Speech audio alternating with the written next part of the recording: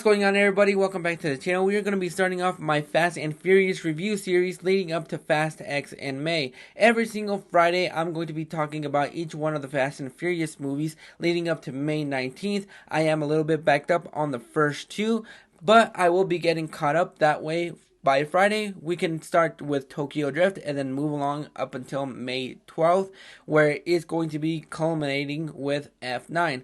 But when it comes to the franchise, you can fall in one of three camps. You can either love the first three for the street racing elements and hate 4 through 9 for the big blockbusters, action films that they've become over the years. You can hate the first three just because you think that they're terrible, but love 4 through 9 for the big blockbusters that they have become over the years. Or you can enjoy all 9 and have fun with them for what they all bring to the table individually. And that is kind of where I lie. I enjoy this franchise for what they are, some more than others, but when it comes to the OG Fast and Furious, the one that started it all, there is a guilty pleasure element that I have fun with, and it holds a special place in my heart because this is a franchise that I grew up with. Does that mean that it's perfect?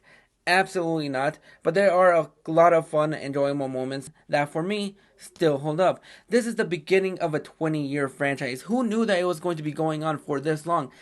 Me, certainly didn't think it was going to be going for this long. I thought after Tokyo Drift it was going to end and we weren't going to get any more Fast and Furious. But here we are almost nearly 22 years later. Even though I have a lot of fun with this franchise, you definitely feel the connection between everybody in this film. And that is something that kind of goes on with everything that has been going on in the franchise. This is a franchise that has evolved over time. And just going back and watching this movie, it's surprising that it's been going on for this long, but you just see the evolution of these characters, not just of the franchise. You have Dom, a grease monkey that goes on to save the world, and his relationship with Letty. Brian O'Connor goes from an undercover cop that falls in love with the street racing world, and his relationship with Mia and their kid.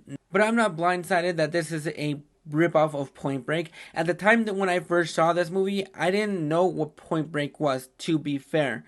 But knowing what Point Break is now and seeing both of these stories together, you definitely can't unsee that this is a beat-by-beat ripoff of Point Break.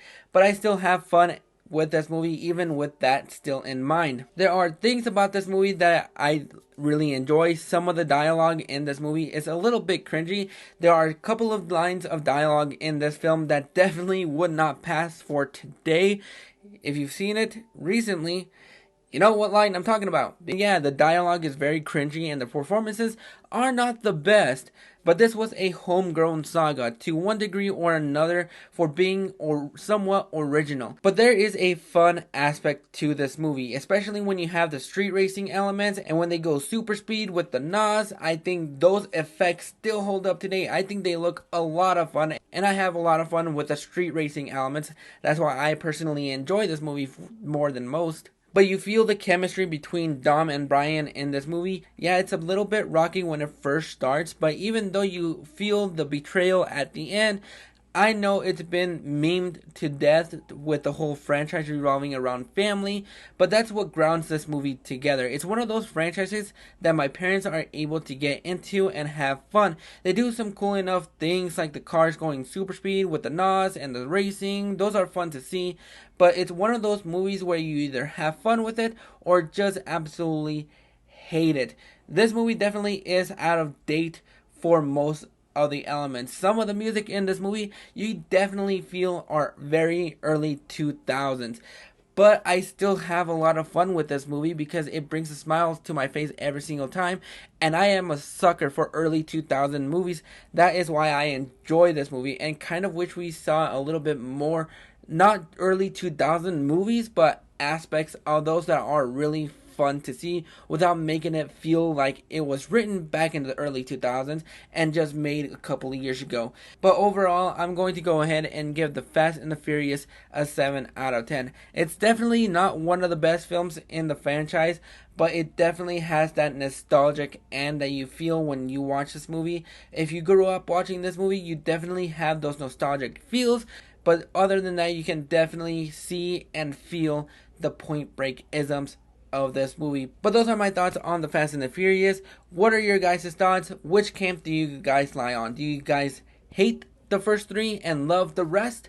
Do you hate the whole franchise completely? Do you love the first three and hate everything else? Go ahead and drop those thoughts in the comments below. And if you like this video, go ahead and click that like and subscribe button so you don't miss out on more. Click that bell notification so you get notified every single time that a video pops up. And we'll catch you guys on the flip side.